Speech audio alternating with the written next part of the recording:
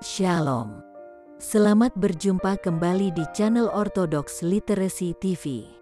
Pada video ini dan beberapa tayangan video berikutnya, kami akan menyajikan topik yang terkait dengan dosa nenek moyang kita, Adam dan Hawa. Semoga tayangan-tayangan ini dapat memberikan pemahaman yang lebih lengkap atas apa yang telah dilakukan oleh nenek moyang kita itu. Selamat menonton, semoga bermanfaat. Setelah menciptakan manusia, Allah menempatkannya di Firdaus agar dia mengerjakan ketaatan, kebajikan, dan kesucian. Dikerjakan sebagaimana ia adanya dengan karunia dan bakat-bakat yang kudus mulia, diciptakan dalam gambar Allah, ia dapat secara mudah keluar dari ketidakbersalahan yang ia telah miliki secara alami untuk mencapai dan menjadi seperti Allah. Allah telah memberikan suatu perintah untuk tidak makan dari buah pohon pengetahuan baik dan jahat, di mana dengan melanggar akan perintah tersebut maka hasilnya adalah kematian. Tetapi Adam, yaitu leluhur dari ras manusia, tidak taat kepada Allah dan jalan Allah, yang tak tergoyahkan di dalam keberadaan yang kudus, sebagaimana para bapa menyebutnya, di dalamnya Allah telah menempatkan dia. Adam, dengan dorongan setan, telah makan dari buah pohon ini. Makan dari buah yang terlarang ini, yang menyebabkan mereka jatuh dalam dosa. Semua pohon dalam taman ini boleh kau makan buahnya dengan bebas.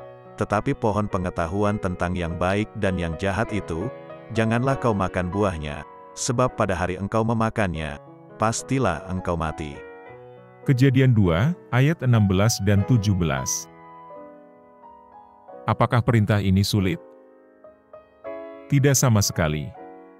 Perintah ini mudah untuk dilaksanakan, sebab di Firdaus segalanya telah tersedia, jadi tidak kekurangan apapun. Apalagi Allah sendiri selalu hadir di Firdaus, siap untuk memberi pertolongan pada makhluknya, jadi perintah ini sebenarnya sangat mudah baginya untuk dilaksanakan, namun Adam telah melanggarnya. Itulah kejatuhan manusia pertama, di mana dari leluhur inilah kemudian disampaikan kepada segenap ras manusia. Menurut kitab suci, suatu ide dan keputusan untuk melanggar perintah Allah, itulah dosa. Dosa telah masuk ke dalam diri manusia dari seorang pencoba, penggoda, seorang ahli, penipu dan pendengki musuh Allah dan manusia, yaitu setan atau iblis.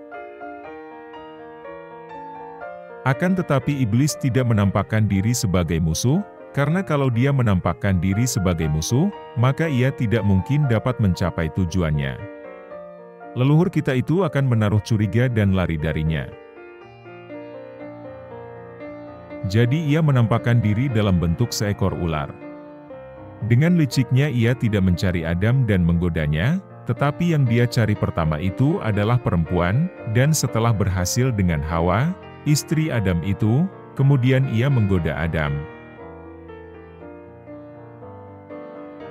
Dalam kitab Kejadian, peristiwa yang tragis dari kejatuhan manusia ini dijelas tegaskan bahwa, ular adalah binatang yang sangat licik dari semua binatang yang ada di atas dunia, yang telah Allah jadikan.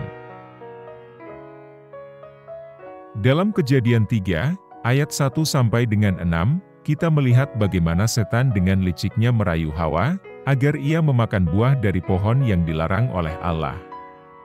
Jadi jelas bahwa kejatuhan manusia pertama adalah pelanggaran dan ketidaktaatan terhadap apa yang Allah perintahkan. Hasil dari ketidaktaatan serta pelanggaran mereka ini adalah, kedua matanya telah terbuka dan mereka telah menyadari bahwa diri mereka telanjang. Kejadian 3, ayat 1 sampai dengan 7. Dari sini iblis telah memasuki kehidupan manusia, iblis bersembunyi di dalam rupa ular sebagai pencoba dan pengusul. Tetapi mungkin seseorang bertanya, bukankah seharusnya Hawa telah menaruh rasa curiga dan lari dari dia? saat ular berbicara padanya dan mengajukan sesuatu yang jahat? Jawabannya adalah bahwa Hawa, pada saat yang dini itu sangatlah polos, secara alami tidak dapat menaruh rasa curiga bahwa hal itu salah. Dan lagi ular itu binatang yang sangat bijaksana dan mulia dari antara semua binatang yang ada di Firdaus.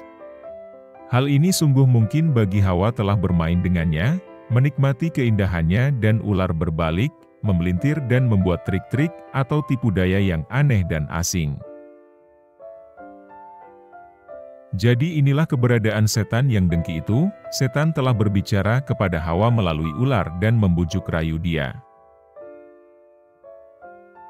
Kata-kata tipuan yang diungkapkan itu adalah kata-kata iblis yang telah menggunakan ular sebagai alat yang cocok agar supaya dapat menipu perempuan dengan mudah dengan menggunakan strategi serangan keakraban.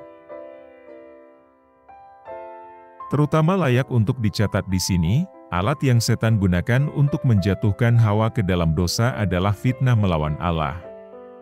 Iblis telah menfitnah Allah pada perempuan.